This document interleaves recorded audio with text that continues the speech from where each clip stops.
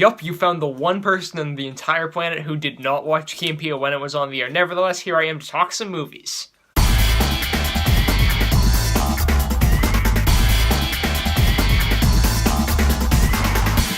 Get Out. So this movie's directed by Jordan Peele. He also wrote it. He's one of the guys from Key and Peele. He's the Peele part, the latter of the two, if you want to get all fancy about it. But this movie's about this guy named Chris. He's dating Rose, and Rose wants to take Chris home to meet her parents for the weekend, but it's kind of awkward because she's in this, like, very white family, if that makes sense, that, just some weird stuff's going on. So when he comes home to, meet the girlfriend's parents, like, it gets kind of weird, and that's the best summary I'll give you going into this movie. I didn't know much from the trailers going into this thing. I assumed it would turn into some kind of, like, weird, twisted comedy horror type of thing, and I'll be honest, I wasn't too excited going into this thing. The trailers look very bizarre. I heard some really great feedback on Rotten Tomatoes. Then one of my friends told me to go check it out, and I'm like, I'll give this thing a shot. It sounds pretty interesting, and I wanted to check it out anyway. Maybe be proven wrong, maybe be proven right. Either way would be a win-win. So I go in and I find out that Get Out is incredible. This movie is so well done. Hats off to Jordan Peele for this movie, because this thing is well paced, it's well executed, it's thrilling. It isn't a horror movie, it's more of like a thriller, not to the point of like Don't Breathe or Prisoners or something like that. Just like a very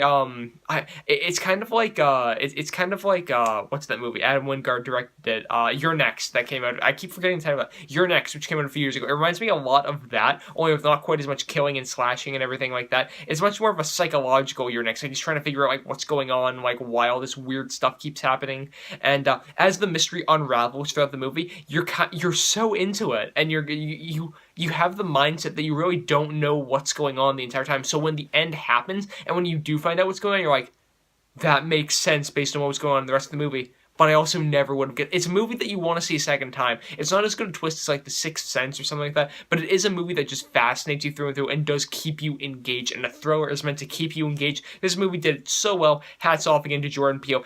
I heard one of my friends told me that this movie was apparently like his passion project. He wanted to make it for years now, and it shows that he really put his heart and soul into this thing. Really spells out. I think that he does a great job directing and writing this thing through and through. The movie has comedic beats. There's one friend whose name I'm forgetting off the top of my head. The TSA guy, you see him in the trailer, who he's on the phone with.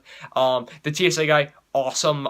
Movie has great comic relief with him, and throughout the movie, I think that the humor is used very well and sparingly. In the trailer, it's kind of like, is this going to be a comedy all the way through? It's not. The humor is very effectively used here and there. Not to mention, I usually talk about the acting first. The acting in this movie, top notch. I don't know the name of the actor who plays Chris, the main character in the movie. He's so good in this thing, because you're trying to get the essence of, like, he's confused, but he's also trying to pass off this attitude of, like, I don't want to seem uncomfortable, but I am uncomfortable. So he's kind of trying to balance a bunch of different things going on in his life. Ashley Williams, I think is the name of the girl who plays Rose. She was really, really cool in the movie, and you kind of get to see different sides of her, which I think is very interesting as well. More than just like what you see in the first scene, where it's just like, oh, lovey-dovey girlfriend and everything like that. But they both go through, they both go different places in this movie, which I really like. Different, layers, different traits to each of these characters that are both so well acted. Other characters in the movie are really, really compelling as well.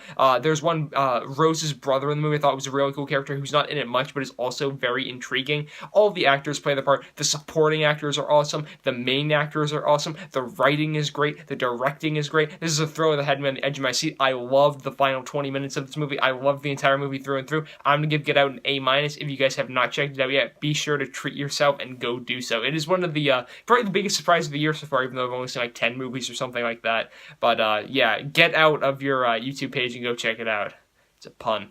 But guys, those are just my thoughts on Get Out. Be sure to leave your thoughts in the comment section down below. You guys can also go over to mymoviethoughts.com for tons of more posts from me. Be sure to subscribe to this YouTube channel for tons more posts from me as well. You can follow me on Twitter. I'm at John M. Hayeck. You can like this video, comment on it, share it with some friends. I am John Hayeck, and as always, thank you guys so much for watching.